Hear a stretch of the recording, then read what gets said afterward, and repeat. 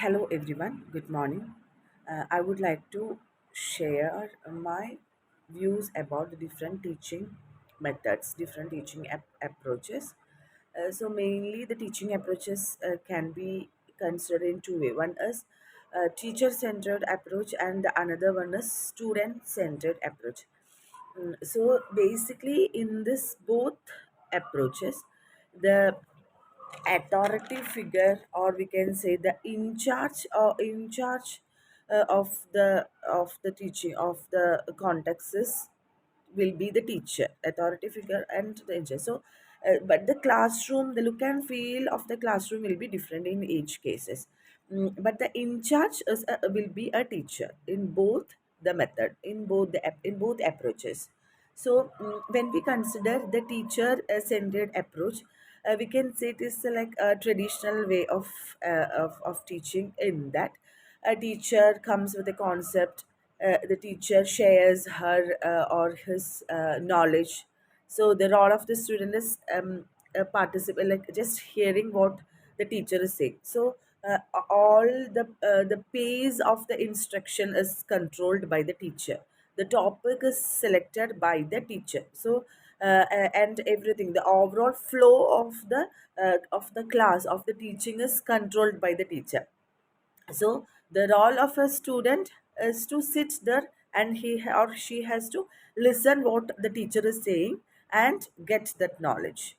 And in this method, the teaching and assessment is considered as two entities. They are not considered as single. So two entity. First, the teaching process happens. So while teaching, the teacher is considered the student as an empty vessel. So like all the things, whatever he has to give or she has to give, that all she is giving to that empty vessel. In that way, so the student is storing everything in his mind. So the assessment and the teaching is considered as like different entity. Why? Because in teacher centered approach, for every learning process there need an approach, but there need an assessment, formally or informally. So here, like once the part is finished, once that section is completed, some assessment will be there, so like a written form or some formal kind of assessment will be there at the end. That's why it is considered as a different entity. So measurement usually happens like by objectively scoring, by the test and the assessment. By that, in that way, like we assess the children. That measurement will be considered, that's how we measure the child in a teacher centered. So to be for example, if we are keeping if we are going to teach a concept of living things and non-living things. So in a teacher centered method, the what the teacher will say, the teacher will say, like an informal way, they explain what is living thing and what is non-living thing, and the teacher can give these are the examples for living things, these are the examples for non-living things, and then they can give activity. Activity in the sense like some worksheets or something the teacher can give, and the teacher can say them to find out which is living thing and non-living thing. Then she can give homework, and the child will give child will be doing, with the help of their parents, they will be doing the homework and sending it back. And some formal test at the end, the formal test will be there, they have to learn. The teacher will give, these are the portions you have to learn, this one they will be learning, and they will be vomiting everything there, and they will be writing the exam, and we are measuring the child. So that is how in a teacher centered approach.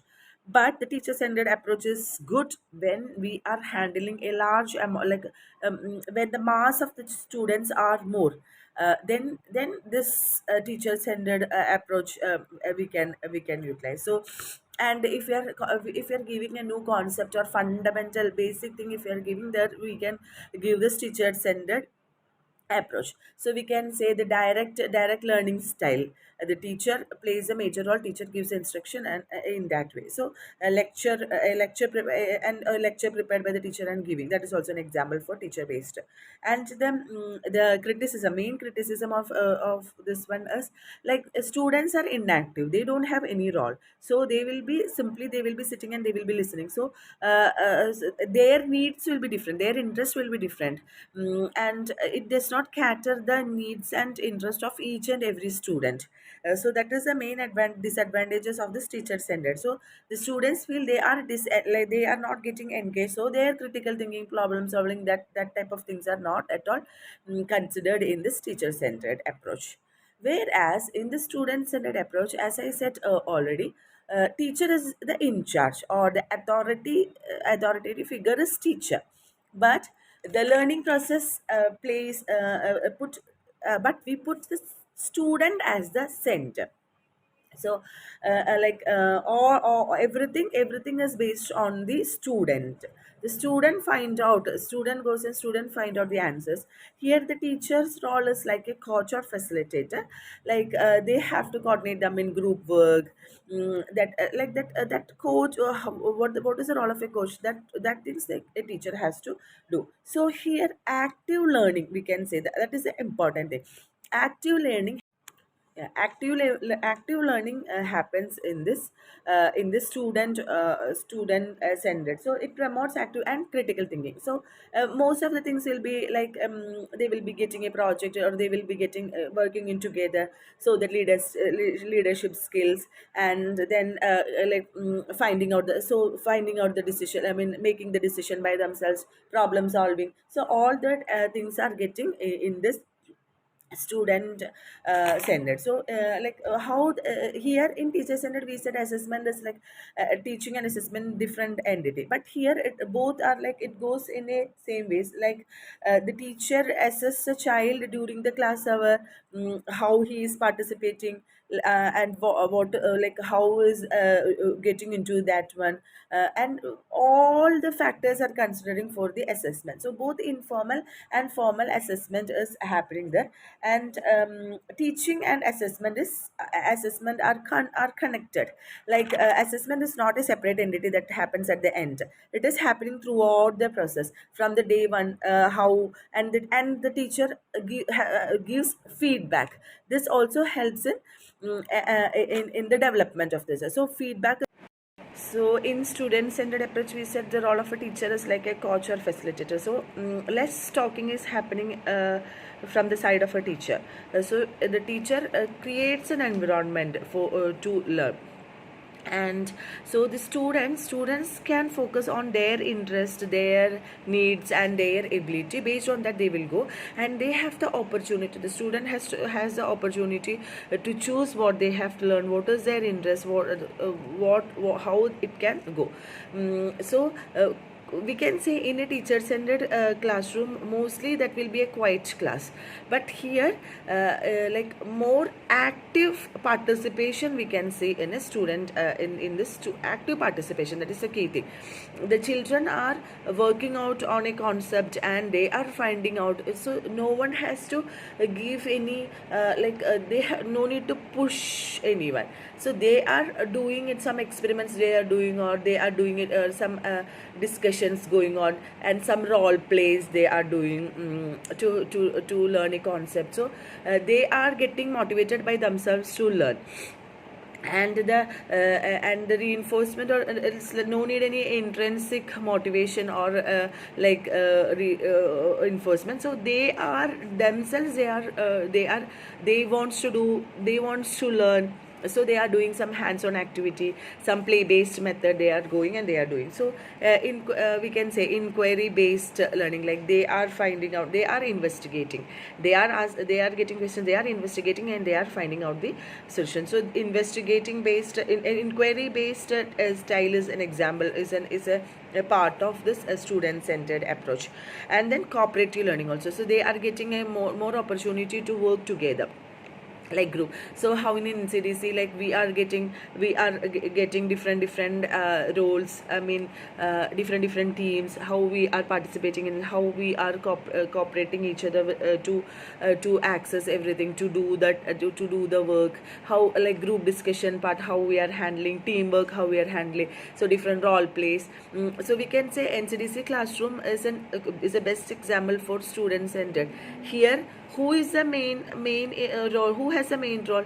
Rahmat ma'am, that our teacher has a main role, but the teacher, from the teacher part, it is not so today we are going to learn student centered method. It's not like that ma'am is not going to teach in that way, this is the thing, this is ma'am is not going to. So instead of that one, we are getting different activities. So students from us, or we are preparing some concepts, we are getting chance to talk about that concept. Then some activities, pair activities. So again the same concept they are coming with pair, so we are getting more into that. Then some role play.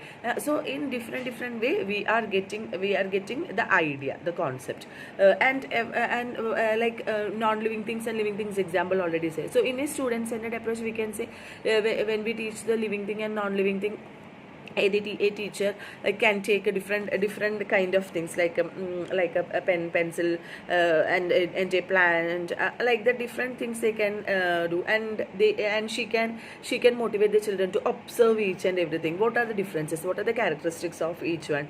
So from their mouth, from the children's mouth itself, she is getting like different characteristics of this one. What is the characteristic of plant which is not there in a pencil? So from that she can formulate a living thing, can breathe, can move, like that, can grow. That type of things can be taken from the children itself. Then she can give she can take them out, and she can show different types of objects outside, and she can ask them like what is the differences, how a tree is differ from a gate, or from a door. Like that she can probe some questions, like by probing questions they will start thinking, so critical thing. And then some group work, like some role play regarding to that, she can introduce, she can say them to do, introduce in the sense she can say the children to do. And some diagram she can show. So in different way she can introduce. The thing is, like, it will help to cater the needs of each. So different learning styles are there for each children, different learning styles are there, so it will help to cater the needs of each and every child. In teacher centered, like that for individual attention we cannot give, for individual needs we cannot cater for individual needs. But in student centered we can do like like the different activities. So anyone will help that child to get into that one. So that is the main advantages of student centered. Like teacher centered, here also disadvantages are there, like for a mass, for a big class, if we are taking if we are going with this student, we can go student centered, but a teacher has to prepare well.